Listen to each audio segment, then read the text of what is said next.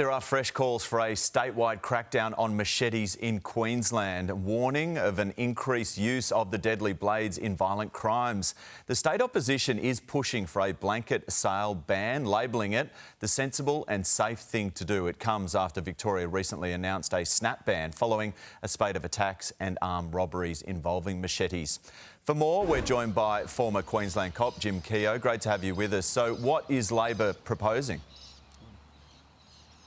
Labor are proposing the ban on the sale of machetes, and probably rightly so. They're not used commercially much anymore, except for maybe banana farmers, so they serve no purpose. All the cutters now are electric, so I think the ban will certainly go a long way to support maybe a reduction in some of these horrible machete crimes that we're seeing, not simply here in Queensland, but also in Melbourne. The home invasions, the street attacks, all with terrible consequences as a result of the use of the weapon, the machete.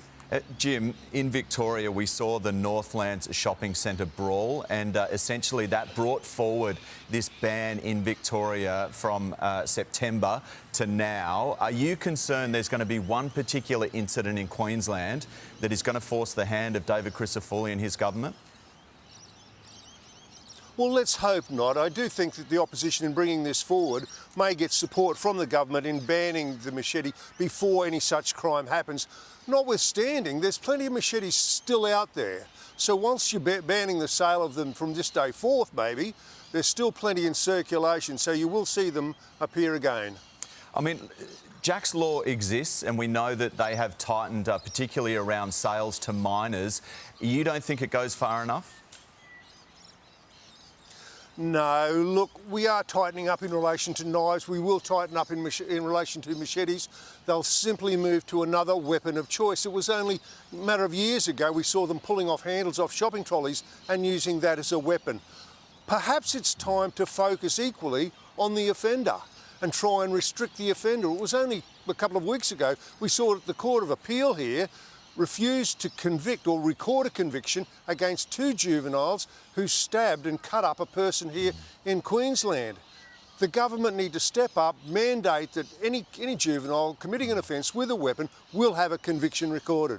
What about policing, Jim? I mean, you obviously close to the force and you're hearing what they're feeling out on the streets at the moment. Do they need more help?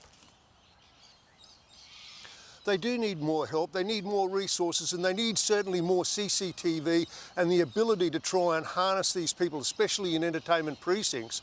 But they need the kids who are responsible for the home invasions, etc., to be put before the courts, kept in custody. So if a child or a juvenile is on bail and commits an offence with a weapon, they should be mandatory that they remain in custody. What the police need is the government to mandate some of these sentences, be it the recording of the conviction or staying in custody. I think the ball's at the government's feet on this. Yep, we'll pass it on. Thank you, Jim.